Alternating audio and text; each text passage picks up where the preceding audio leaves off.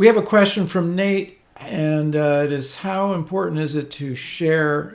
How important is sharing your photos? I know the answer to that, but Well, yeah, I mean, I think Nate, I think that's an individual. It's an individual response. So for me, it's not important at all. And the crazy part is, it never was. Even going back to the time, I started my career in about 1988, and by 1990, I was like working for newspapers and putting my work out into the world. And there was a subset of photographers that I was working with and encountering in the field who were so driven to get published and get known that it just completely took over their lives. They were so competitive and so driven. And I mean, if they didn't get the right placement in the paper, or if their image wasn't chosen, they would go crazy. They would also set pictures up in the field, which is a total violation of journalistic ethics. They didn't care. They were so driven by having to be known and be having their name in print. For whatever reason, I never had that. I never cared. If the paper ran the work that I was doing, great. And if they didn't, I didn't care. Because for me, the juice was being in the field and making the photographs. That's where it peaks for me. The peak is not, oh, I made these photographs, now I have to get famous, or I have to get a random thumbs up from people I don't know on a social media platform. When social media came along, I looked at it, and from day one, I was like, this is not for me. I don't need positive affirmation from people I don't know, who are just randomly saying, hey, dude, you're amazing. This picture's great. It didn't have meaning. But I know a lot of people, it does have meaning. Many of the people I know spend hours and hours and hours on Instagram every day. They cannot get through a sentence without checking an Instagram feed. And so, for whatever reason, they have identified that as something that's of value to them in their lives. And so, for me, it wasn't. I deleted my Instagram account like 6 years ago, 7 years ago, and I don't ever want to go near that platform again. So, it's not something that I can tell you, you should do this or you shouldn't do this. The only piece of advice I would give you is share when you actually have something to say. If you are sharing every single day, there is not a photographer on the planet who is good enough to produce high quality work at that rate. And yet, every photographer I know is posting all day, every day on Instagram. And that is why it has no value to me at all. So share when you have something to say, keep a sense of humor, and be honest. And those two things are sorely lacking: honesty and boy, humor. here, here. Also, let's just keep in mind there's many, many, many ways to share besides social media, like your zines. That's a way of sharing, putting prints on your own wall so that people coming into your house or your office see those photographs. I always say social media is fast food, and you can make a real meal by making a book or a zine or a print on the wall, Yeah. right? I think I always call social media empty calories. And, Exactly. for example, imagine if you did a MagCloud 8-page MagCloud digest for $1.20, and then you paid $9,000 in shipping. No, I'm kidding. Let's say that you did Yeah. a dollar 20 MagCloud digest, and you printed 10 of those. And you basically looked out at your life, and let's say that you took 5 of those and you said, okay, these are the 5 people that I know personally that impacted my life in a positive way since the time I was a kid until today. And I dropped one of those in the mail with a letter to each person, just saying, look, you were a mentor of mine, or you influenced me, or whatever, and here's a little piece I'm working on. I hope you're well. And then the other 5, you went online and you found 5 people who are inspiring to you that you don't know, and you dropped one in the mail to each one of those people with a letter and said, look, we don't know each other. I find what you're doing, the work that you're doing, is inspiring and interesting, and I just wanted to share this with you. No need to respond, just saying hello, and drop those in the mail. That to me is so much more interesting than posting on Instagram and watching someone flip through your image while they're in the middle of looking at what, 200, 300, 400 mindless, you know I think one of the terms that you'll hear a lot lately, and I think you're going to hear this a lot more in the coming months, because China just made a pretty serious move to try to limit what they referred to as mindless scrolling. The Chinese have changed their access to the internet and also access to apps, where they are doing whatever they can to keep their population from mindlessly scrolling. So they're actually building in breaks and time breaks into people's access that gives them a second to realize that they're mindlessly scrolling, and gives them an opportunity to put their phone down and go back to the actual life around them. Now, the way they're implementing this, obviously it's a Chinese methodology, ideology, etc. But it gets you thinking, like, everyone is in agreement that these apps are not healthy for us, and yet everybody's still on it. So look for ways that get you away from that, and ways that will add levels of meaning and purpose to what it is you're doing. Boom. And you defined a project that Jared, we're going to edit that piece right there in the Mag Cloud and make it into a project. No, I'm serious. That is brilliant, because if you do that, I would love to see the results from people who actually carry that project out. Make the 10 and do exactly what you just said. I'm positive that will change your life. Let's see what that is. So this is the zine. AG23 is the zine project that I have. And one of the ways I always get people asking me is like, how does that project distributed? And there's a website where you can go and you pay $5 in shipping and you can get a copy. But one of the most interesting things for me is I go through my database and I send about 100 copies of the zine to people that I find very interesting. And I package it up. The zine comes in a slipcase. It comes in this beautiful little box. And I put a note inside that says, hey, and some of these people I know and some other people I don't.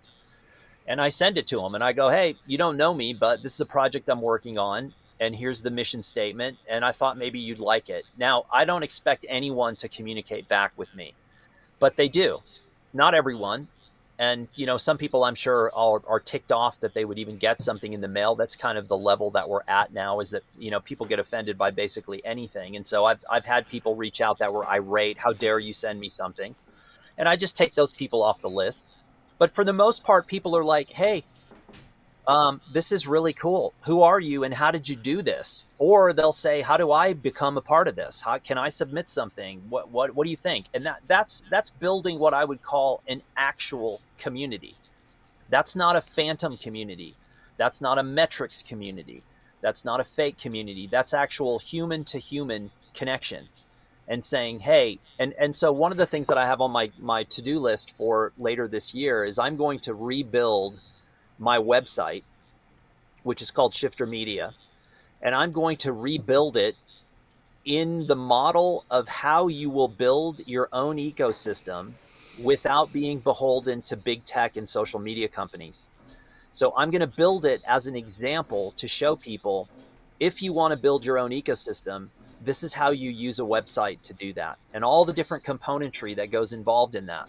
So it's not just showing photography, it's newsletter, it's merchandise, it's a transactional site, and it's utilizing tools that allow me to retain my ecosystem regardless of where in the world my work is shown.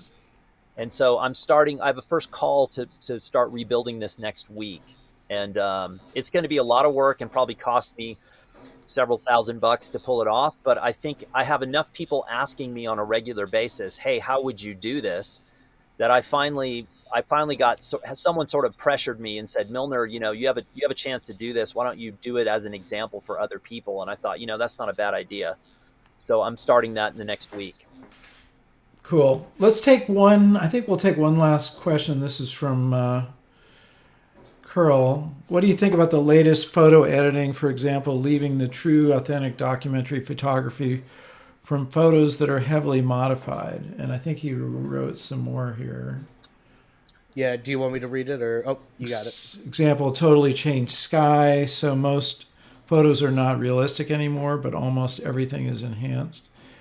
Yeah, I Okay. don't do any of that. Yeah. That's been bad from the beginning. You know, the crazy part is when the technology first arrived and Photoshop first arrived. You're going to laugh when you hear this. This was a big conversation in the photography world. You know, all these new tools are here, and how are we going to address this? Especially when you consider something like photojournalism, where there's supposed to be at least a semblance of truth and trying not to manipulate things. Well, the big joke was the industry was like, we're going to police ourselves. Now, if you've ever met a more competitive group of people than journalists, I'd like to know about them, because journalists are crazy and they are hyper competitive, and they will do and say things, whatever it takes to get a story and get stuff out. And the first thing that started to happen from day one was that photo manipulation was used in ways that inappropriately, and people were busted. And that was the National Geographic, that was Texas Monthly, that was Newsweek. It went on and on and on. And all of a sudden, people realized immediately that we cannot police ourselves, because people will cave to what this technology is capable of. And so the examples going back over the last 20 years in particular of the amount of photojournalism images that have been manipulated, I see landscape photography all the time that is so bizarrely manipulated, where light is doing things that it's impossible in the natural world. Skies are perfect and shadows are perfect, and it looks so phony and fake and over the top. The reality is, though, there's a lot of people that like looking at that stuff. So for me personally, the grand total of what I do to images when I've finished editing and making my selects is I select them and I apply a preset that is basically a mid-tone bump. And what that does is it just opens up the mid-tone of the images and adds a little contrast and cleans the image up. It's like taking and wiping away that digital film that's on top of a file, and wiping away that film to just give a little bit of clarity to the image. That is the grand extent of what I do to my files, because anything beyond that, when I see people like taking out telephone poles and compositing skies and adding all these things that weren't there, in my opinion, why don't you pick up a paintbrush? You know, if you're going to fabricate scenes, then paint. You know, at least there's a skill involved in that, in my opinion. And I know that's just my opinion. Other people love, you know, I have a friend who's an HDR landscape guy. I think it's the most garish looking stuff I've ever seen, but it makes him really happy and he loves doing it. And I'm like, you know what, man? Knock yourself out. If you're an HDR landscape guy and that's what you want to do, then more power to you. But for me, because I'm from the documentary sort of aesthetic, that was don't manipulate, shoot full frame, you know, show the rebate on the image so that people know that you're not cropping, you're not adding. If there's a telephone pole in the back, you know what? So be it. That was my fault for not moving to a different angle. If something's not perfect, then it was my fault, and I'm not using the computer to manipulate. In the words of another friend of ours, Bob Holmes, you're responsible for everything in the frame. Yep. And Dan, on that note, I want to thank you for joining us. This is always awesome. Is there any final little tip, we're going back to storytelling, that you'd like to leave our viewers with? Yeah. Number one, have fun. Yeah. Number two, small is enough. You don't need a grand scale project. You don't need to do homelessness in America. You don't need anything that's massive. You don't need to get on a plane. You can photograph in your backyard. If you're going to do a project on homelessness, odds are there's a person in your neighborhood that may or may not be homeless, and you can just focus on that one person, and that one person will represent the larger story. So sometimes we think we need to go places or travel to exotic locations. You really don't. It's just a small concept is enough to really do something meaningful and poignant. And you can literally do an entire zine around a single photograph. And so just think small and have fun in the process. Don't put too much pressure on yourself and stress out.